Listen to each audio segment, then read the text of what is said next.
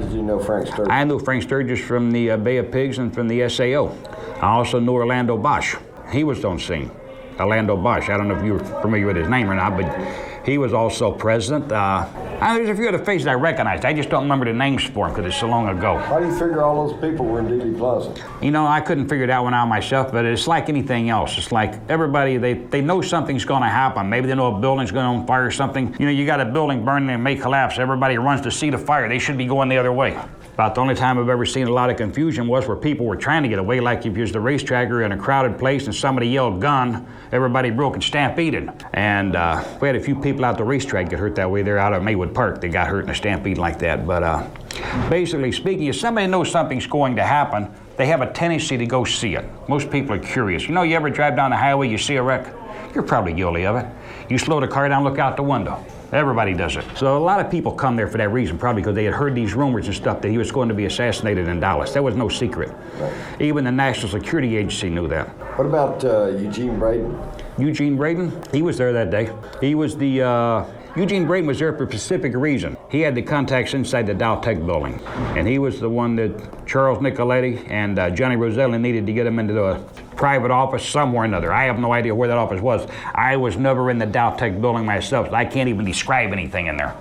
So you probably stood behind that fence there for some little time. Oh, only for, I stayed away from the fence. I stayed basically in the yard, walk over the fence, look over it, spend a minute, then walk back away again. But I was observing the area.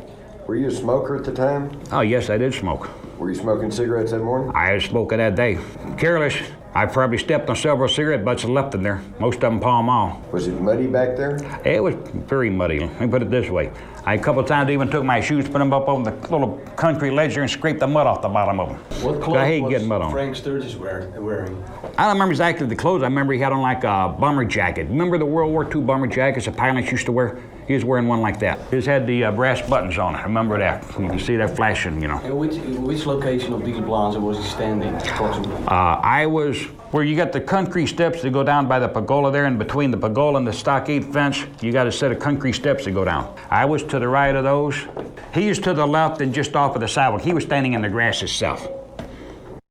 And this was shortly before the assassination, or? This was just a few minutes before the motorcade got there. But like I say, before the motorcade ever arrived on scene and I took the scope off, I didn't have the gun up over the fence. I didn't want nobody to panic at that point. But I had a little scope up my hand, and I could look over the fence and I could kind of check, see who it was. I was looking, like I say, I was looking for security people, you know, for somebody carrying, somebody packing. Because I want to know who's got weapons when I go to leave there. That fence kind of makes an L shape, you know. Yeah, it's on and off, yeah. It's long area to short area, but it's not exactly an L, it's on a slant, 45, like 45 degree angle. I must say 8 to 10 feet down there. There was a tree branch that hung right over me. I was behind that, kind of gave me a little camouflage. Did you ever see an ambulance come by? No, I never paid no attention. I wasn't watching the vehicles that passed by. I'm looking at people.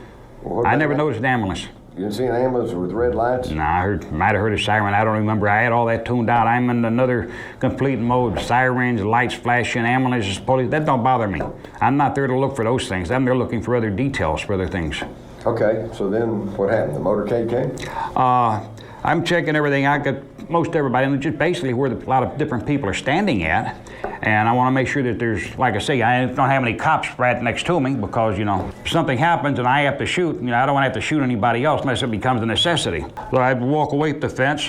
I come back over, secured everything, got it ready. I could hear the rumble, the people murmuring, so you know the motorcade's approaching. So then I got ready, opened it up. I'm holding the Remington fireball down below the fence at this point. The motorcade come down, I believe that's Main Street there, come down on Houston, turn back around on the Elm there, and come down that little side drive there. Oh, when it come down and made its first right, that's when I brought the weapon up. And then I'm over the fence, and as they come down, made the turn on down there, that's when I started focusing through the scope and following the car. As shots started ringing out, I started counting the shots, but I'm not counting like 1, 2, 3, and 4. I'm counting them miss, miss, miss, because I know we're going for the headshot. So I don't care how many rounds are being fired as long as we get a headshot. But I'm hearing the shots being fired, and I'm counting them as a miss, miss. And that's the only thing I'm concerned about. I've got this sign there for the Simmons Freeway that is fixing to come into my field of fire. As far as I can see at this point, the president has not been hit in the head at this time. I've seen the body lurch. I know he's been hit. How serious, I don't know. But my last instructions was we're going for headshot. If you have to take a shot, take it, but don't fire unless it's a necessity, unless you really have to. He said, Jimmy, don't fire unless you have to. We want everything from the backside. I'm not asking why. Okay, whatever you say. At this point, as it starts to approach and come behind that freeway sign, and I already been instructed not to hit anybody but Kennedy because they didn't want Jackie getting hurt or anybody else, I'm fixing to lose my field of fire. And at this point, either I shoot or I can put it in a suitcase and leave, one or the other. I took the shot.